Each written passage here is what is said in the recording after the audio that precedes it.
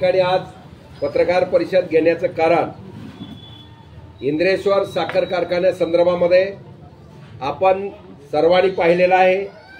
1 मे या दिवसापासून आम्ही हर्षवर्धन पाटील यांच्याबरोबर या ठिकाणी चर्चा करत होतो। साखर कारखान्याची बिलं शेतकरी अहोरात्र कष्ट करतो, आपला घाम गाळतो, वेळी आपला जीव सुद्धा त्या ठिकाणी पणाला लावतो, रात्रीचं दारा धरायला जातो, शेतात काय चावेल तो माघारी येतो का नाही, आई घरच्याला बायकोला आईला म्हणजे पंचायत असते, काळजी करत बसतात। अशा परिस्थितीमधनं खाजगी सावकाराचं कर्ज, खतवाल्याचं कर्ज, बँकेचं कर्ज, पतसंस्थेचं कर्ज आणि या कर्जाच्या बोजापोटी हा आत्महत्या करण्यापर्यंत येतो। आणि त्याच वेळेला आज मुलांच्या शाळा आहेत, दप्तर घ्यायचं आहे, ऍडमिशन घ्यायचं आहे, मुलीचं लग्न आहे, मुलाचं काय आहे, बाकीचं सगळं आहे। एवढ्या संकटामध्ये वर्ष हा ऊस लावलेला ऊस पिकवून या ठिकाणी हा साखर कारखान्याला घातला जातो आणि हे साखर कारखानदार या ठिकाणी त्यांची पिडवणूक अडवणूक या ठिकाणी करतात। आज शेतकरी संघटना बऱ्याच अस्तित्वात असल्यानं या ठिकाणी पूर्वी एक कारखाना काढणं मुश्किल होता, परंतु काटे हाणून याने 5-5, 6-6 कारखाने त्याच्यावरती, कारण एक ट्रक गेला 17 टनाचा गेला की त्या ठिकाणी 14 टन टाकवलाच। या पद्धतीनं काटे हाणले गेले। त्यावेळेला एवढं काय म्हणतात त्याला सक्षम अशी यंत्रणा नव्हती शेतकऱ्याची, परंतु आता शेतकरी जागृत झालेला आहे, शेतकरी संघटना या ठिकाणी आहेत आणि त्यामुळं या ठिकाणी आता काटा मारणं किंवा बाकीच्या भानगडी करणं यांना या ठिकाणी जमत नाही। त्यामुळं साखर कारखाने बरेच यांचे राजशाही शौक असतात, मुलं फॉरेनला शिकायला, ली मेरिडियनला जगायला, कुठं त्या डेक्कनला त्या ह्याला राहायला, म्हणजे त्यांनी 5 स्टार लाईफस्टाईल जगायची आणि ज्या शेतकऱ्याचं रक्त पिलेलं आहे त्या रक्तावरती यांना लाजा सुद्धा वाटत नाहीत। अशा परिस्थितीमध्ये हे साखर कारखानदार या महाराष्ट्रामध्ये या शेतकरी बांधवाची पिळवणूक अडवणूक करतात। त्याच प्रकारे इंद्रेश्वर कारखाने संदर्भातला प्रकार चालू झाला। आम्हाला अनेक तक्रारी या ठिकाणी आल्या, आमचे आप्पा असतील, रामभाऊ असतील, रमेश असेल, बाकी सगळ्या शेतकऱ्यांनी या ठिकाणी तक्रारी केल्या की साहेब 6-6 महिने होऊन गेले तरी आमचे इंद्रेश्वर कारखान्याचं बिल आम्हाला दिलं गेलं नाही। 10 हेलपाटे आम्ही घातले, उडवाउडीची उत्तरं, ऑफिसला कोणी नसतंय आणि या पद्धतीनं आमची पिरवणूक चाललेली आहे। सावकार मागे लागलेला आहे, मुलाचं आता माझं भवितव्य आहे, यामुळं आम्ही यामध्ये इंटरेस्ट घेतला आणि शिवसेनेच्या माध्यमातून माननीय एकनाथ शिंदे साहेब यांच्या आशीर्वादानं 1 मे रोजी माजी मंत्री, सहकार मंत्री ते सुद्धा, आज लाज्जनास्पद बाब आहे, महाराष्ट्र सरकारमध्ये सहकार मंत्री राहिलेल्या मंत्री हर्षवर्धन पाटील यांच्या कारखान्याला सील करता करावं लागलं। ही ताकद एका शिवसैनिकाची आहे आणि त्या दृष्टिकोनातनं 1 मेला आम्ही त्यांच्याशी बोललो। हे व्हायरल तुम्ही सुद्धा ऐकलेलं आहे, सर्वांनी ऐकलंय, ऐकायचं असेल तर माझ्याकडे आहे। त्या पद्धतीने त्यांनी आंदळकर साहेब अडचणी आहेत, 10 दिवस मला मुदत द्या। आम्ही सांगितलं 10 दिवस नाही साहेब, 15 ते 16 दिवस तुम्हाला मुदत देतो, 16 तारखेपर्यंत लोकांच्या अकाउंटला ही द्या। आणि त्यानंतर आम्ही 16 तारखेपर्यंत मे पर्यंत मुदत दिली। 16 मे पर्यंत जर कारखान्याचं ही जमा झालं नाही, एमडी जाधवचा फोन आला, साहेब आम्हाला सोमवारपर्यंत म्हणजे 19 मे पर्यंत मुदत द्या।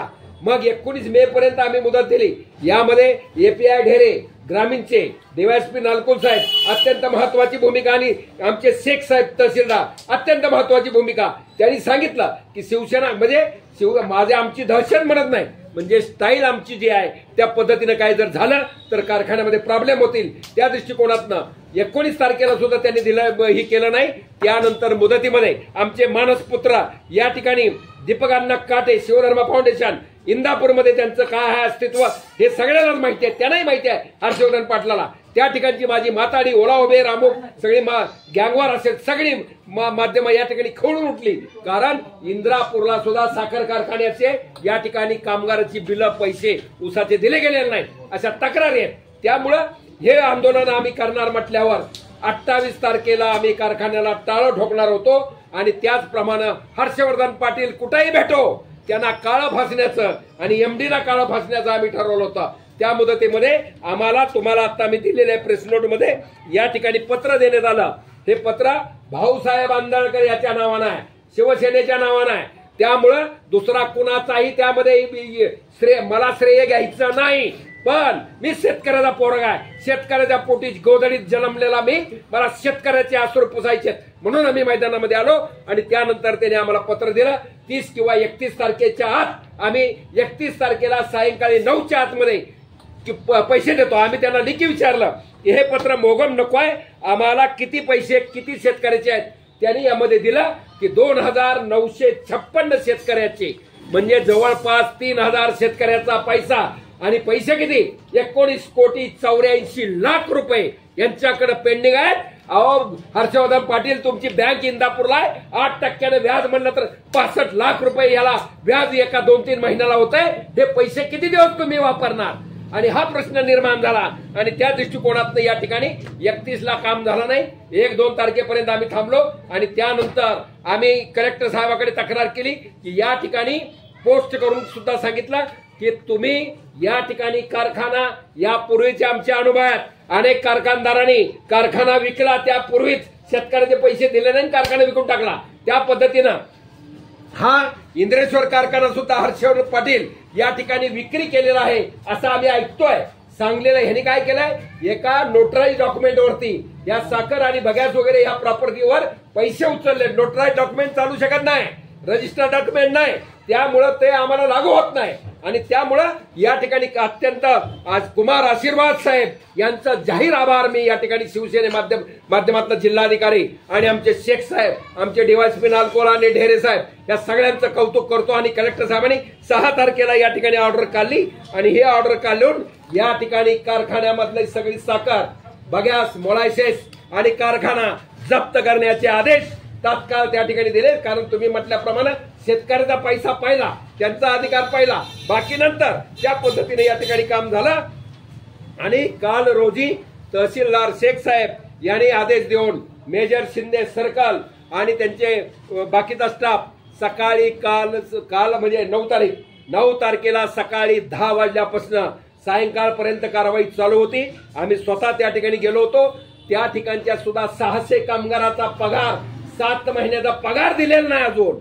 त्या ठिकाणी त्यांना ओरडता येत नाही, बोंबालता येत नाही, कारण काय बोंबलाव तर नोकरी होऊन जाईल. त्या पद्धतीने हे भूमिपुत्र आहेत, उपळाई, अमुक तमुक आजूबाजूचे 600 कामगार. आता ऑफ सीझनला 200 कामगार आहेत आणि 600 कामगाराचा पगार या ठिकाणी दिलेला नाही. त्याचप्रमाणे या ठिकाणी सांगितल्याप्रमाणे 2956 शेतकऱ्याचा 19,84,00,00,000 रुपये दिले नसल्यामुळे कारखाना कलेक्टर साहेबांनी, तहसीलदारनी या ठिकाणी काल सील केलेला आहे. कारखान्यामधल्या सगळे हे जे काय म्हणतात त्याला, आज ह्या चल आणि अचल संपत्ती म्हणतो, जी हलवता येत नाही ती अचल, आणि जे हलवता येते साखर, बगॅस वगैरे ही चल संपत्ती. चल संपत्तीची किंमत 40 कोटीच्या पुढे जप्त केलेल्या, कारण साखरच 35 कोटीच्या पुढची आहे. आणि त्याप्रमाणे शेतकऱ्याचा पैसा साधारण 20 कोटी आहे. तर हा पैसा आता हक्कानं, अधिकारानं 15 दिवस नाही, महिना लागेल, पण त्यांच्या बँकेत असल्यासारखा पैसा कलेक्टरकडे आहे. कलेक्टरनं हे सगळं जप्त केलेलं आहे. आणि त्यामुळं हर्षवर्धन पाटलाला कारखाना जरी विकायचा म्हटलं किंवा काय करायचं म्हटलं किंवा घेणाराला पहिल्यांदा माझ्या शेतकऱ्याचे, माझ्या कामगाराचे एक ना एक MP दिल्याशिवाय इंद्रेश्वर कारखाना विकता येणार नाही किंवा कुठलीच काय कारवाई करता येणार नाही. हे श्रेय केवळ आणि केवळ माझ्या एकनाथ शिंदे साहेब, माझे काय म्हणतात त्याला खासदार साहेब, या सगळ्यामुळे हे शक्य झालेलं आहे. केवळ शिवसेनेमध्ये ते भगवा आहे. हिंदू हृदय सम्राट बाळासाहेब ठाकरे साहेब, धर्मवीर आनंद दिघे साहेबांचा संस्कार आमच्यामध्ये आहे. या ठिकाणी कुणीही श्रेय घ्यायचं बाकीच्याचं कारणच नाही. यामध्ये पहिल्यापासूनचं जे अस्तित्व आहे, तुम्ही ऑन रेकॉर्ड असतो, मी कुठेही जातो, देवाला गेलो काय, धर्माला गेलो काय, कुठेही गेलो तर लाईव्ह मध्ये असतो.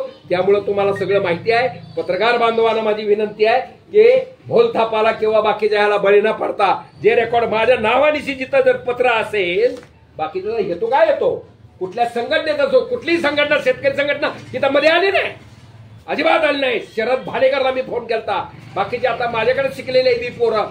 तुमचा काय शंकर गायकवाड माझ्याकडेच होता बार्शी पर्यटन आघाडीमध्ये, परंतु ती मोठी झालेली आहे असं त्यांना तरी वाटतंय. आणि असेल बी, आम्हाला काय घेणं नाही, त्यांची जी वैर नाही, पण सांगतो त्यांना बोललो होतो आम्ही, तुम्ही या, शेतकऱ्याचा प्रश्न आहे. मला काय शेतकरी संघटनेने नेता कुठं व्हायचं नाही, पण एक कट्टर शिवसैनिक म्हणून मला हे काम करायचं. शेतकऱ्याचा पैसा मिळाला पाहिजे.